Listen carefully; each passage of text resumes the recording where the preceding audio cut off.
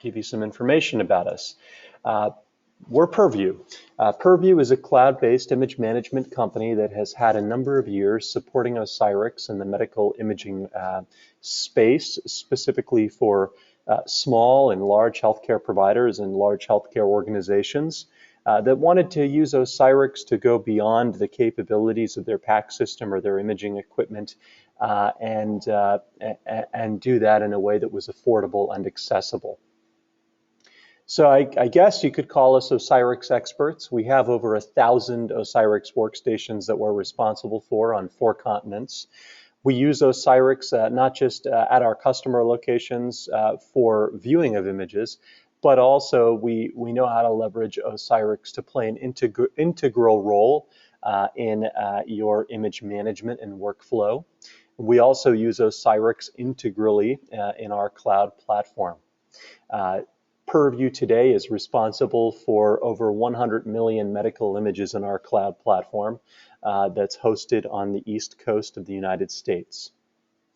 And customers use Purview's cloud platform to not just store medical images in the cloud, but to gain access to their images anywhere, anytime, using our proprietary zero footprint client that doesn't just work in the browser, but also on mobile devices.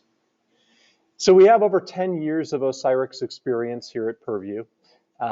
We support all of these workstations, and we were certainly tuned in to some of the changes that were beginning to happen in the marketplace as it related to the Osiris application. So I'll talk a little bit about Horos, and as I do that, give you some of the context around why we decided to make Horos available. Horos began with a fork, which means kind of a repurposing of the Osiris open source their open source code that was freely available in Pixmeo's GitHub account. So Pixmeo, the guys who started creating Osiris many years ago and have been developing it, made a version of their source code available to the general public. And so Horos begins with a fork of that source code. We sponsored a project that worked to get 64-bit capability enabled in that fork of Osiris. We also focused on removing some of the nag screens that were getting in the way of using Osiris in a way that was meaningful for many of our customers. We removed the limitations around opening and accessing larger medical imaging data sets, so data sets with more than 500 images. We unlocked the DICOM editing capabilities, which have recently been turned off in what's referred to as the Osiris Lite version of software. And we've redistributed, which is allowed under the LGPL license, we've redistributed Horos under GPL 3.0. Which is a bit more forgiving, a bit more open, and we're promising to maintain that licensing moving forward. So here at Purview, we're really committed to protecting Osiris as an open source project through Horos, which is a new medical image viewer. A lot of you may have questions as to why we chose the name Horos. Well, Horos is the Egyptian, is the Greek spelling of the Egyptian god Horus, who was the son of Osiris. Osiris is clearly what the application of Osiris was based off of, so we thought it appropriate to name our application Horos.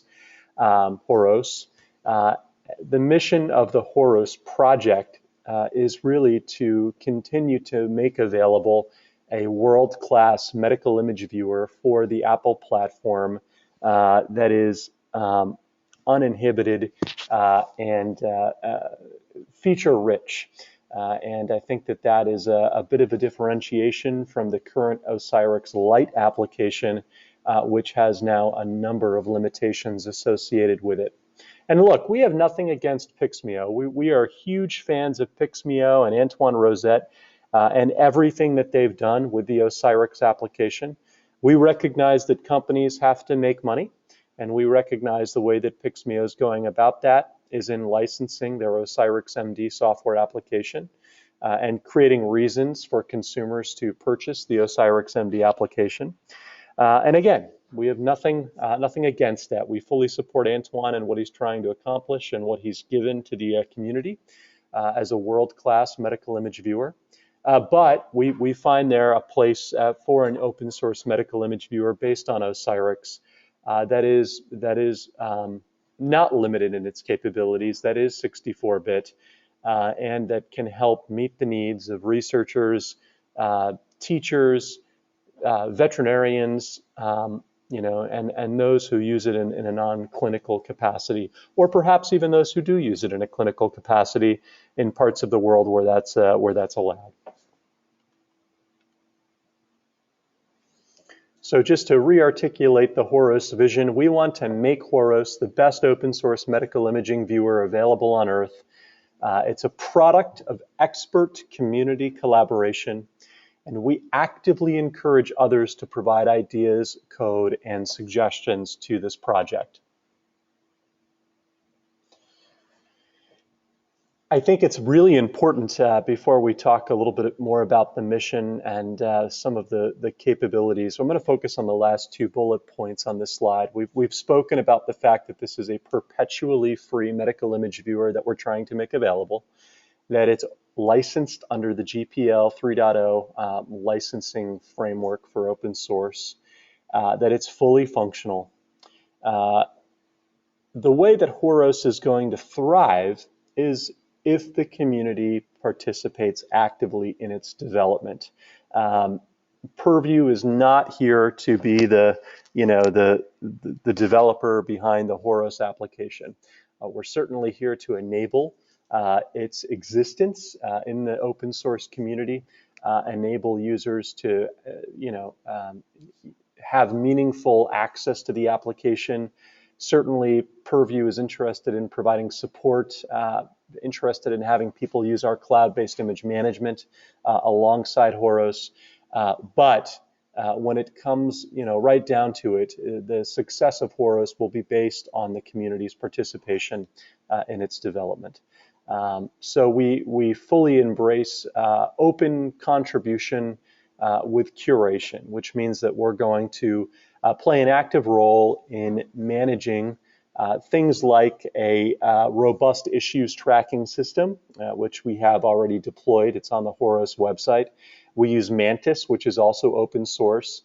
This is a utility that allows us to aggregate issues, bugs from the community. It allows us to manage those. It allows us to prioritize those. It allows community members to prioritize those issues as well, and provides a clean and useful mechanism to managing the future development of the Horos application. So we encourage you, after participating in this webinar, if you have aspirations to participate in the development of Horos, to first engage with the bug tracking product that we have, the issue tracker, Mantis, as that will provide and begin to really provide credibility behind a future roadmap for the application as we continue to develop upon it. And I want to re-emphasize, this is not a commercial effort. So while Purview is supporting the Horos Project exists on its own for the community to enable, again, a world-class medical image viewer that is community-driven. Now I want to talk a little bit about ways to join the community and specifically take a look at some of those different resources. So give me just a minute and I'm going to bring those resources up on my screen here.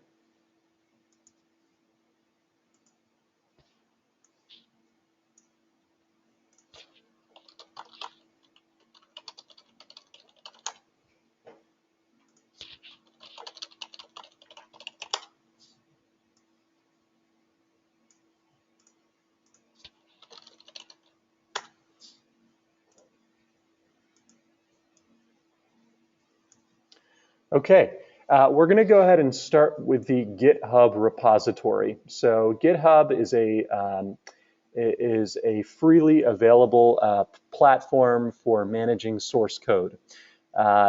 and enabling community contribution using the Git application. And there's quite a lot of material on the Horos Project website, which I'll point you to momentarily, on how to get started with this repository, how to build the Horos project, or Horos, the image viewer, how to build it using Xcode, using this repository. This is a tremendously valuable tool. As I navigate into Horos, we can see all of the source code. So this is all of the source code that goes into this project. We can see when it was last modified, who participated. We can look at the contributors of this particular project. We can look at their activity. So you can see the Horos project down here with 18 commits. We can see the original author of this fork, Antoine Rosette. We can see all of the participation. Alex Betterini, who's based in Japan, has been doing some great work on his version, Osiris LXIV, which we've been fortunate to benefit from.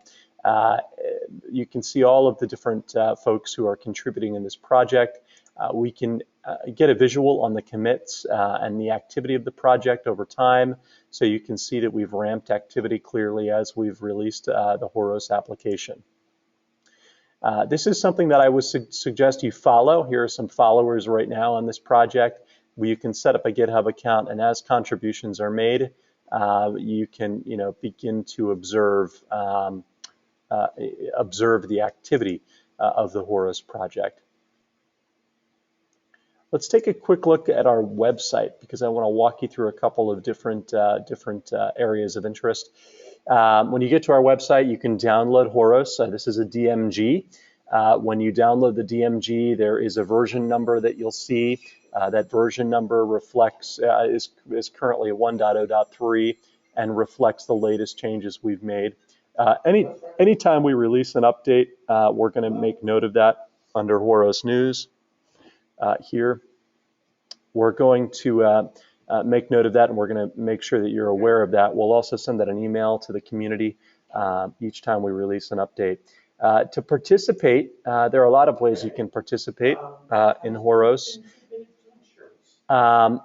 Most importantly is through software and coding contributions. That's going to help us really elevate the application as community members begin to participate. We have directions here on how to begin compiling the code. We also have some great best practices documents that I'm particularly fond of. GitHub has an Objective-C coding convention and best practices. Stack Overflow has some best practices as it relates to Objective-C and Cocoa, and programming with Objective-C conventions that Apple makes available. So some really good resources there. And then a very detailed document on contributing your source code to the project. So this focuses on how to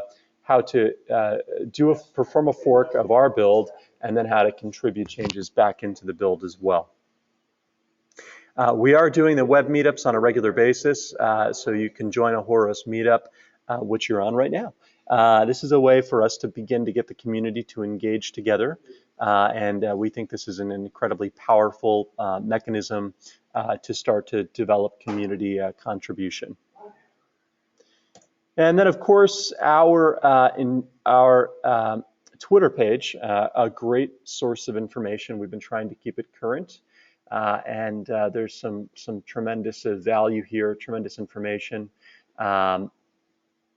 Specifically, for example, here's a post from March 4th on how to get past a bug that some of our users have noticed with the albums drawer in our latest build 1.0.3. It explains how to pull that albums drawer out from the left-hand side of the application.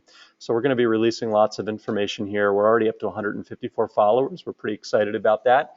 That shows that there's real interest in the project, and we're hopeful those users will begin to again engage in a more meaningful way, contributing to the project. Even simply making us aware of bugs and issues under Get Involved, go down to Report Issues. This will open up our Mantis issues tracker for this project. This has been deployed specifically for the Horos project, and you can see here we've got quite a few issues that have been recorded with us, about 20. Many of these have been addressed by our team and others in the Horos community, so we're certainly appreciative of that. So I'd like to take this opportunity now to answer some of your questions. I'm going to see if you guys can either send those questions or if somebody wants to try raising their hand and asking a question, I'd be more than happy to see if we can allow you to speak up, see if I can unmute your mic.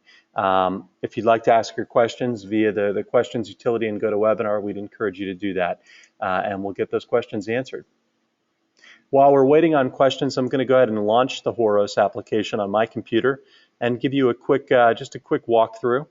You'll notice as I launch this application, it already says a new version's available. That's awesome. We've gone ahead and built in version checking in the Horos application. Anytime there's a new version available, we're going to go ahead and notify you. If I go up to Horos and go to About Horos, you'll see the version that I'm running right now.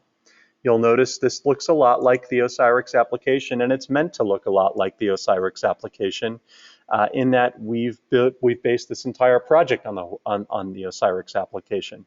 So a lot of folks have written in saying, hey, this looks a lot like Osiris. Well, there's a reason for that. What you'll notice is that in Horos, there are not the limitations that there are in the Osiris Lite application. You'll see we don't have a not for medical use NAG annotation above the image. You'll learn as you begin to use the application that it is not restricted to 32-bit. It's using the full 64-bit capability of the operating system. And you'll also probably notice some other things. We haven't limited your DICOM locations, which have been limited recently in Osiris Lite. So you can add as many DICOM locations as you'd like. I only have one, but I can add many, many more.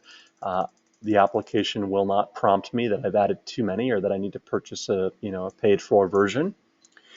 You'll also notice that in the web server, which is a favorite application of many of our customers to extend access to other workstations in their practice, we do have the ability to add many users, not just 2 users, which is the current limitation of the Osiris Lite application.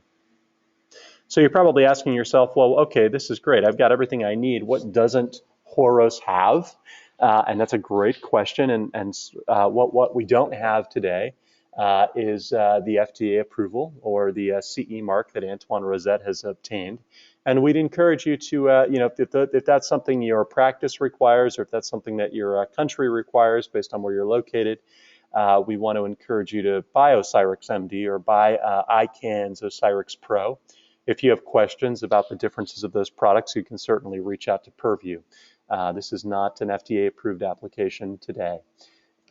We have a question from one of our participants. Osiris 6.5 is coming out. Are you going to try and catch up by coding, duplicating the new features in versions 6.0 and 6.5? Well, we actually have made some effort in bringing over some of the 6.0 capability. One of our developers is actively working on that right now.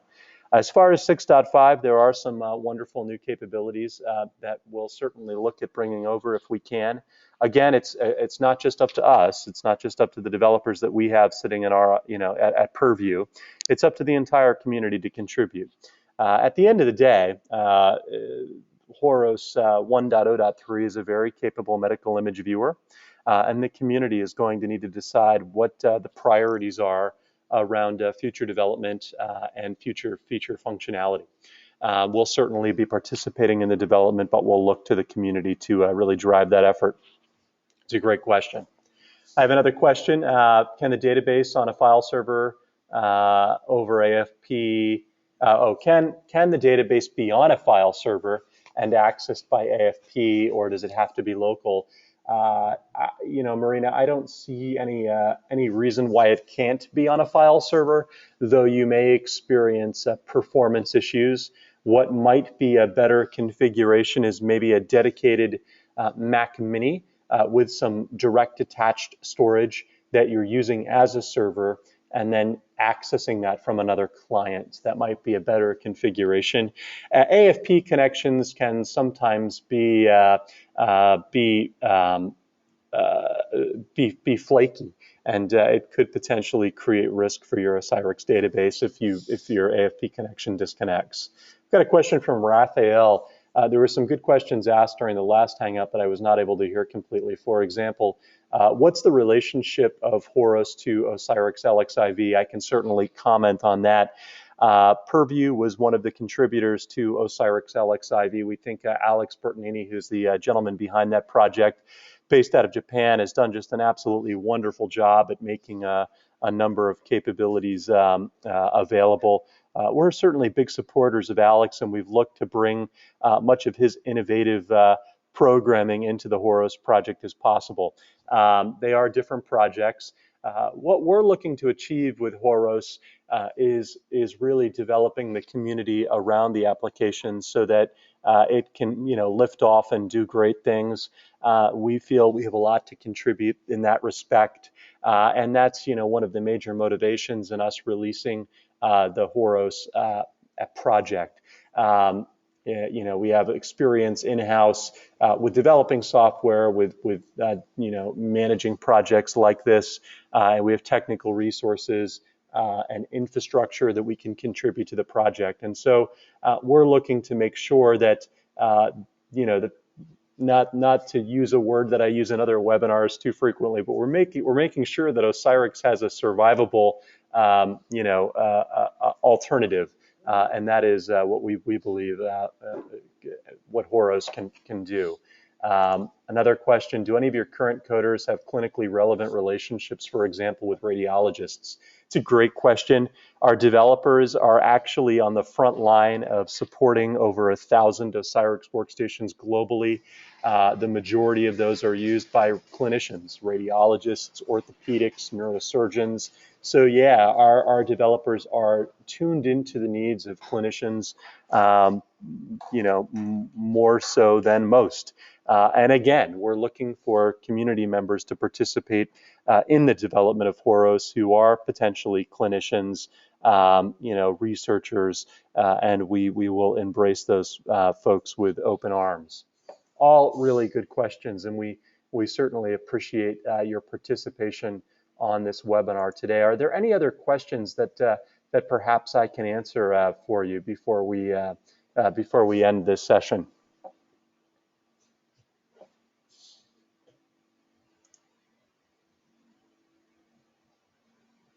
Yeah, a great question. Again, I think our focus, so the question is around, are we going to try to constantly be catching up with Osiris and the latest release so far as the features and functionality are concerned? Or are we going to prioritize our own features and functionality? And I think that's exactly right. I think we're going to, we're certainly going to take note of what Pixmio is working on, but it's not really our place to copy everything they do. What we're trying to start with is a baseline capable medical image viewer that can be expanded upon and prioritize the features and functionality that the community is interested in. And that's going to be our focus, really engaging the community to let us know what the issues are, to let us know what the priorities are, and then begin to establish a roadmap to help us achieve those, those things. I've got another question from Marina. Marina, thanks so much for your participation. Permissions and sharing of the database from a workstation with multiple users. I'm not necessarily sure how to, I'm going to give this my best guess. So you've got an Osiris workstation that's connected to another server that's serving up medical imaging using Osiris potentially. And I suppose you're looking for ways to protect that use maybe at the user level. One way to do that is to use the built-in web server, which exposes a work list, and you can build filter criteria around that work list so that users can only access data that they're privileged to access. We'd encourage you to take a look at that. If you have some questions, you could potentially post to the Google group, something we haven't mentioned during this webinar yet. We've established a Google group. It's a mailing list, much like the Osiris mailing list. Take a look at that. Ask these questions there as well, because there are going to be lots of smart people paying attention. If you look at the Horos Project website, just to point out where this is located, under Get Involved and Communicate, You can find instructions for joining the Horos Project Google group. Again, it's an email-based group, very useful. Raphael, looks like we have a question from you. Who is going to be responsible for the roadmap? We're looking at ways to make the community responsible for the roadmap. This would be like upvoting in Reddit on a specific, subreddit or article. Um, this would allow you to effectively vote up a feature that's been requested in our issues tracker. And then from that, we can start to devise a roadmap for the project. We haven't implemented that. We're still looking at ways to do that. Still probably a little premature as we, as we just make available the beginning versions of the application. We've got a question, is it feasible to produce an additional version of Horos for educators by, for example, substituting diagnosis for patient name? Howard, great question. I think perhaps a plugin would be interesting to help change some of the columns. So perhaps maybe all data was anonymized in the application. I think that would be a great project to propose to the community once again and see if there's any interest in helping to make that happen. Maybe a teaching mode in the Osiris application to anonymize and expose other DICOM metadata fields. Raphael, who is going to be responsible for the roadmap? We're going to help to start architect that roadmap and champion it. Ultimately, though, we're looking for community participation to establish the roadmap and memorialize it as we move forward. Cedric, how can we contribute with your Horos localization? 5.9, I'm uncertain what localizations we have in that. It would be pretty straightforward to accept localization files for other languages for Osiris. I'll ask one of our developers to see if we can put those files out there in the on the website so that you can begin working on that. I suppose that's something you might be interested in, and I think we can certainly help with that.